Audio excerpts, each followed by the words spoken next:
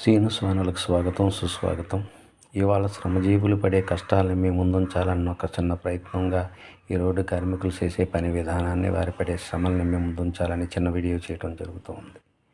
వీరు ఉదయం 6 గంటలకే పనిని ప్రారంభించి ఆ రోడ్డును వేస్తూ ఇరువైపులా వచ్చే వాహనాలను మళ్లిస్తూ వారి యొక్క పనిని పూర్తి చేస్తూ మధ్యలో వాహనాలను కష్టపడే ఎటువంటి ప్రమాదాలు లేకుండా జరగకుండా చూసుకుంటూ రోడ్డు మీద పరిచేటువంటి కంకర, దాని మీద మరియు వేసేటువంటి లేయర్లుగా వేసేటువంటి ఈ తారుని కరిగిస్తూ దానివల్ల వచ్చే వేడిని భరిస్తూ ఎండ, వాన, గాలి అనేటువంటి అన్ని కష్టాలని భరిస్తూ అనేక శ్రమలకు వచ్చి రోడ్డుని నిర్మించడం జరుగుతుంది. వారి ప్రతిఫలంగా మనం వారికి చిత్తం ఇచ్చినప్పటికీ కూడా వారు సృష్టించేటువంటి జాతీయ సంపద రోడ్డు మీద అనేక వాహనాలు వెళుతూ వాహనాలతో పాటు అనేక వస్తువు రవాణా చేసే వాహనాలు కూడా వెళ్తాయి. దీని ద్వారా అనేక జాతీయ సంపద, రాష్ట్ర సంపద పెరుగుతుంది.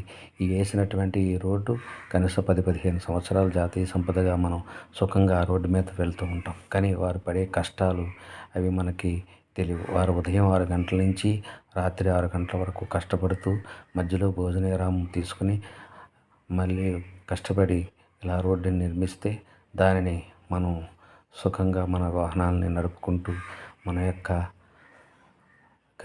గమ్యస్థానానికి చక్కగా చేరుతున్నాం. కానీ వారు పడేటువంటి కష్టాలు, వారి యొక్క శ్రమ కూడా మనం ఒకసారి తెలుసుకోవాలి. వారు ఒకే దిక్కు నివాసం ఉండటానికి ఉండదు. రోడ్డు వేసే కొద్ది వారు వేసే ఎక్కడ ఒక 10-15 కిలోమీటర్ల దూరంలో వాళ్ళకి నివాసాలు, వాళ్ళకి వసతులు ఉంటాయి. మళ్ళీ అక్కడి నుంచి వెళ్ళి భోజనం చేసి వచ్చేటువంటి టైం కూడా ఉండదు. కాబట్టి మరి భోజనం వచ్చే వరకు వాళ్ళు వెయిట్ చేస్తూ ఈ లోపల పని చేస్తూ ఉంటారు.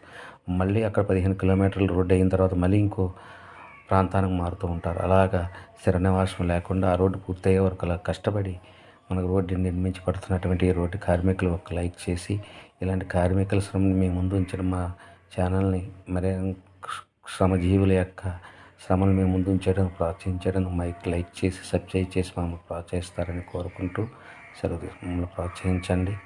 మరిన్ని వీడియోలు పెట్టేటందుకు మామకి దన్నుగా నిలవలసిందిగా ప్రార్థన.